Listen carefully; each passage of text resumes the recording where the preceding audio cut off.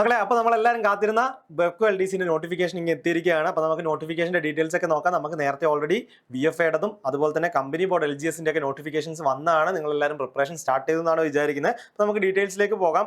Category number 619/2025 എന്ന് പറയുന്ന category നമ്പറിലാണ് വിളിച്ചിരിക്കുന്നത്. Kerala state beverages corporation limited അല്ലെ, ബെവ്കോ ആണ് വിളിച്ചിരിക്കുന്നത്. നമുക്കറിയാം സാലറി എന്ന് പറഞ്ഞു കഴിഞ്ഞാൽ എത്രയാണ് വരുന്നത്? 9,190 മുതൽ 15,780 വരെയാണ് സാലറി വരുന്നത്.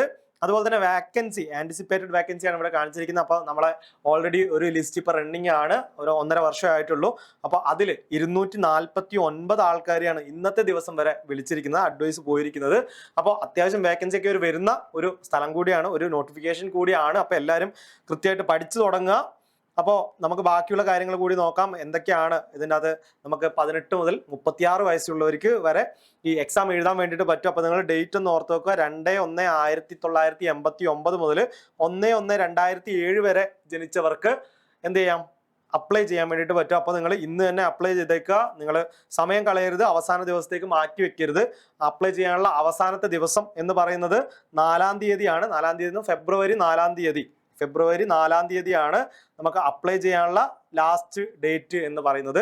ഓർത്ത് വെച്ചിരിക്കുക. അപ്പോൾ ഇതിന്റെ ക്വാളിഫിക്കേഷൻ വന്നിട്ട് 10ാം ക്ലാസ് ആണ്. 10th ലെവൽ എക്സാം അല്ലെങ്കിൽ അതിന്റെ ഇക്വലന്റ് ആയിട്ടുള്ള ക്വാളിഫിക്കേഷൻ ഉള്ളവർക്ക് അപ്ലൈ ചെയ്യാവുന്നതാണ്. അപ്പോൾ KS Mentor ഇവിടെ ഓൾറെഡി ബാച്ച് ഒക്കെ സ്റ്റാർട്ട് ചെയ്തിരിക്കുകയാണ്. VFA-ക്കും അതുപോലെ തന്നെ കമ്പനി ബോർഡ് LGSനും ബെവ്കോ LDCക്കും വേണ്ടിയിട്ട് 3 എണ്ണത്തിനും കൂടി ഒരൊറ്റൊരു ബാച്ച് ഇവിടെ ആരംഭിച്ചിട്ടുണ്ട്.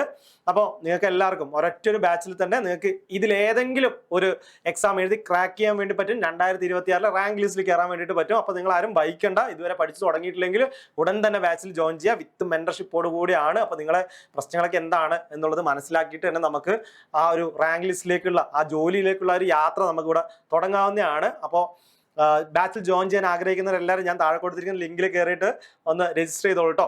അപ്പോൾ താങ്ക്